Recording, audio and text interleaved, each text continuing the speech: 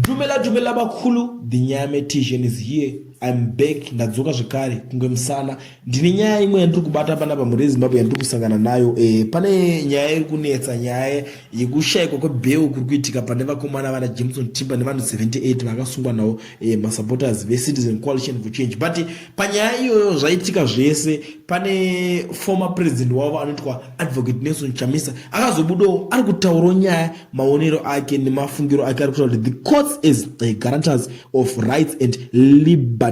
The courts are the custodians, guardians and guarantors of justice, the last bastion of our collective dignity and sanity. Courts are instructed to uphold fundamental rights and freedoms. When they lose their independence and professionalism, the inevitable fail and fall short in this duty.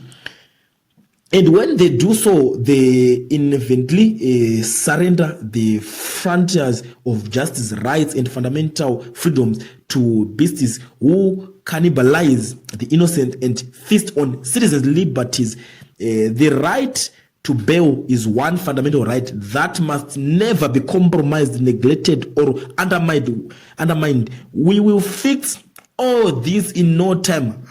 #New Dawn, for everyone. So Advocate Nelson Chamisa vari kupromesa kuti nyaya iri panapa iri kuitika kumakoti kuchinji kwese kwamuri kutiswera muchinetsekana uku taapadhuze kuigadzirisa the new dawn tatopindira kureva kuti I don't know kuti how is he going to achieve these things zvaari kutaura zvisezvo, how is he going to achieve it, handisi kunyatsoziva, but the only way to achieve this ndeyekuti Advocate Nelson Chamisa vanofanira kunge vave president munyika vobva vagadzirisa zvinhu izvozvo, simple and straightforward.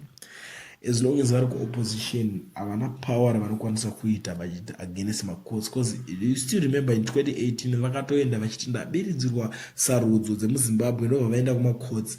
Vaenda kumacourts vakasvika vakasangana namalaba zvikanzi vakatuma lawyer ravo rinoitwa mupofu rachitaura kuti the fulcrums, the pith and stuff amene mavhokabhari vaitaura zvikanzi tazvinzwa zvamukutaura chirungu chese chamukutaura chakadzikadzika, tiri kukumbirawo mavhi 11 ndobva azoshayikwa.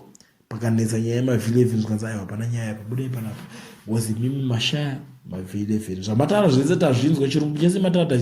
So panapa pazvinhu zvese macourts anenge atori pamusoro peopposition party. Every opposition party inotogwadama kucourt, haina simba over macourts. So panapa rotaura Advocate Nelson Chamisa kuti alright zvese zvekuita kunzi mabheu anenge achinetswa pachishandisirwa advantage kuvarombo, vanhu vanenge vasina mari kana kuti ma-innocent souls vachingoshandisirwa macourts sema-weapons, ndo zvikunzi tozvigadzirisa. But the only way to solve this thing ndechekuti vange vave president. Kana vakaita president vakakwanisa kusolva zvinhu zvese izvozvo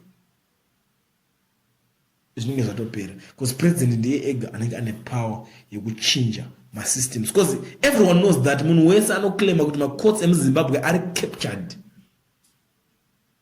Ndonyaya inenge ichiitika muri Zimbabwe, ndonyaya ndandaga kubatirai ndichikuzivisa izvozvo zvinhu zvinenge zvichitaurika mukatipoti kedu keZimbabwe, kusaziva kuti imimi muri kuionawo sei. Ndinyaya meTijan pangu ndasakura ndazunza.